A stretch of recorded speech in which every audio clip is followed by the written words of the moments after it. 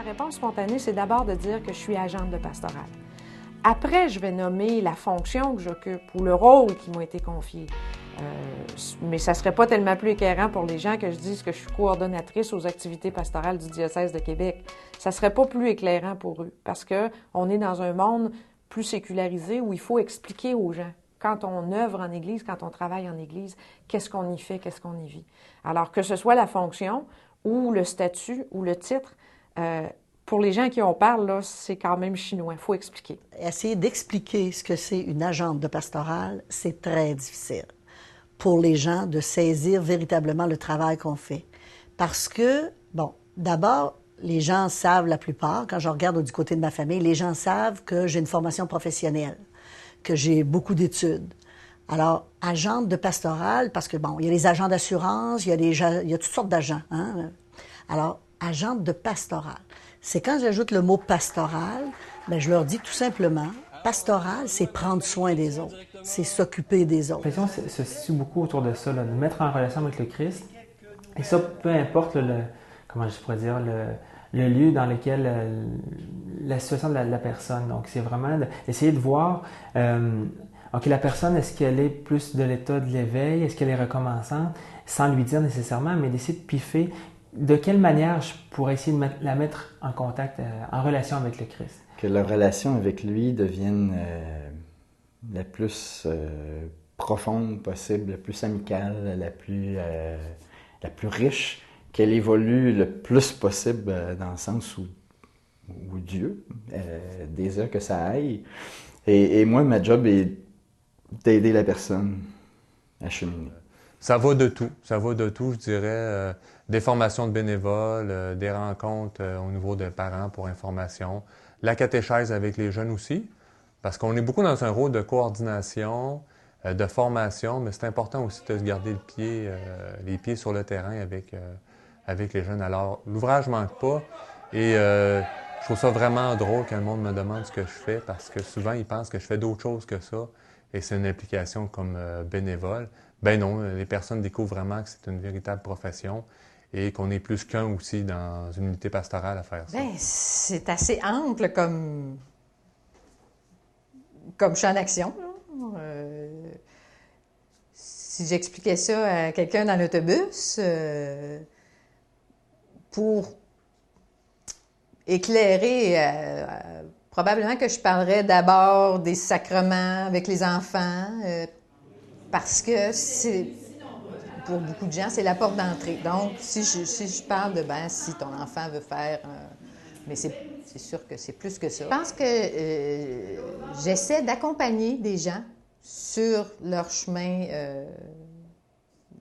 soit sur leur chemin de foi, ou encore d'accompagner des gens qui accompagnent des gens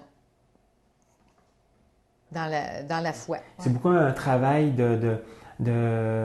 d'accompagnement aussi, de formation d'accompagnement, et de donner des outils aux catéchètes pour qu'ils puissent saisir davantage leur travail, leur bénévolat en paroisse. Donc ça, c'est grosso modo là, mon travail en catéchèse et catéchuménat.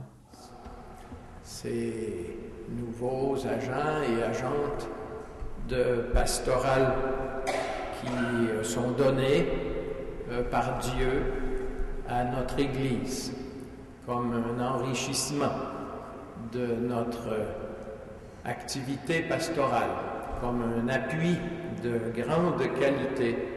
La plupart des agents et agentes de pastoral ont une formation très complexe et très différente. C'est-à-dire, il y en a qui ont une formation en psychologie, il y en a qui ont une formation en biologie, en génie. On a une travailleur social. On a une autre formation. Soit qu'on l'avait avant, puis on a fait notre formation en théologie, aller jusqu'à la maîtrise, parfois même jusqu'au doctorat, ou soit qu'on l'a fait par après. Ce qui est similaire des autres professions, ce que je dirais, il y a le côté travail d'équipe. J'imagine, parce que le travail d'équipe, pour moi, est très important. Et c'est un travail d'équipe, moi, dans le domaine de la catéchèse, ou surtout catéchuménat également, sans travail d'équipe, on ne peut pas y arriver. On a tellement de choses à penser. Puis il faut se faire un plan d'équipe, il faut se faire un plan de travail, des objectifs, tout ça. Ça, je pense que c'est similaire aux autres professions. Ce qui est différent des autres professions, c'est vraiment le travail. C'est pas juste un travail de 8 à 4. Au niveau de la foi, il n'y a pas beaucoup de professions qui interviennent à ce niveau-là. Il y a des pédagogues, d'excellents pédagogues, des leaders, des hommes d'affaires, des femmes d'affaires. Mais là, quand on accompagne des personnes sur le chemin de la foi, c'est un autre genre de compétence aussi. Donc, ça présume qu'on a aussi la foi. L'originalité de cette profession-là, à mon avis, c'est pas quelque chose qu'on fait en son propre nom. On le fait au nom du Christ et on est envoyé en mission. Donc, c'est vraiment ce côté-là de dire, je ne le fais pas en mon nom personnel, je ne le fais pas au nom d'une compagnie qui veut faire de l'argent. Non, on est envoyé en mission pour annoncer cette bonne nouvelle-là, annoncer la bonne nouvelle que le Christ est mort et ressuscité pour tous et chacun. On reçoit une mission parce qu'on la découvre, on la reçoit. Hein? On ne se la donne pas, la mission. Hein? C'est une démarche d'expérience de foi. On va la découvrir, hein? Cette mission-là.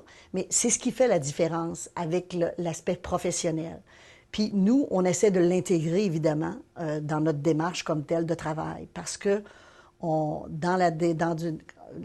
découvrir qu'on a la foi, hein, qui est un don, hein, c'est un don reçu, à ce moment-là, dans ce don reçu-là, tu découvres aussi qu'il y a une mission à travers ça. Et c'est comme ça, dans le fond, que tu la relis aussi à ton travail professionnel.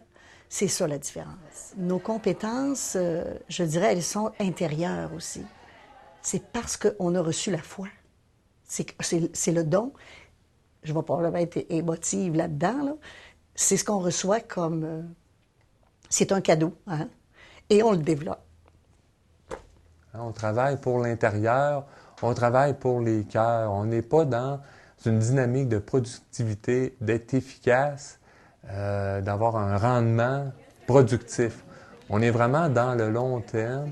C'est sûr qu'il faut avoir un peu de productivité au niveau de nos tâches, de ce qu'on fait, mais c'est le cœur humain qu'on essaye d'atteindre et de marcher avec au nom du Seigneur.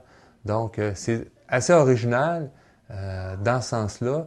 Moi, je dis souvent, écoutez, les jeunes, c'est fantastique. Moi, je suis payé pour faire ça. Hein, ça veut dire qu'il y a des personnes qui donnent l'argent à l'Église, à la paroisse, parce qu'ils trouvent important ce qu'on fait avec vous autres. Hein, ils trouvent ça important que vous puissiez connaître Jésus, cheminer avec. Alors, on travaille vraiment avec un trésor, là. On ne peut pas faire comme n'importe quoi, là. C'est précieux ce qu'on a. Comment est-ce que je fais ça? Mais c'est ça, c'est à partir de rencontres, beaucoup d'écoute. En développant aussi des relations de qualité avec les gens. Je pense que c'est important pour les gens, puis c'est important pour moi aussi. Moi, je ne me satisfais pas je déteste les relations à rabais. Alors, c'est à travers sur l'écoute des gens, puis le développement de projets avec eux autres, que tranquillement, je vais les aider à grandir dans la foi, puis que je vais grandir moi aussi. Je grandis toujours moi aussi dans les différentes interventions que je fais.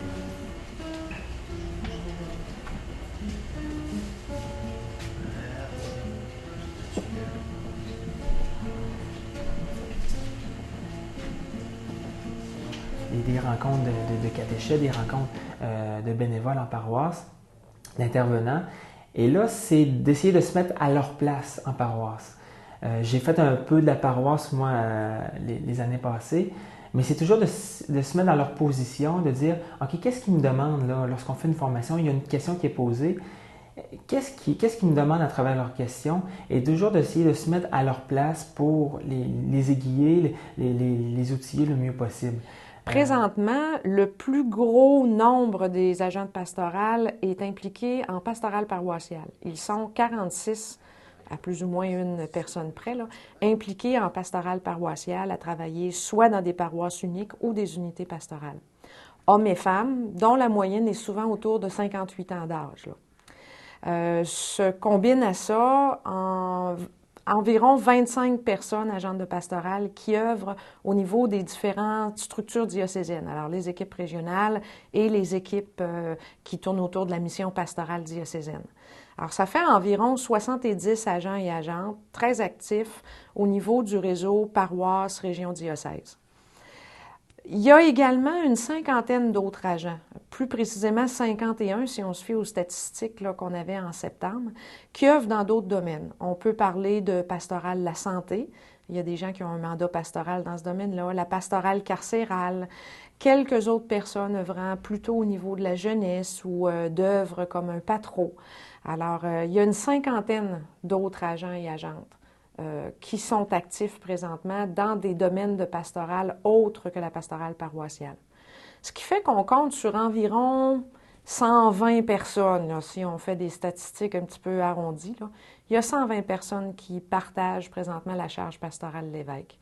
Et il y a peut-être une vingtaine d'autres agents qui, jusqu'à tout récemment, étaient actifs et qui sont à la retraite, mais qui souvent s'impliquent encore sur une base bénévole.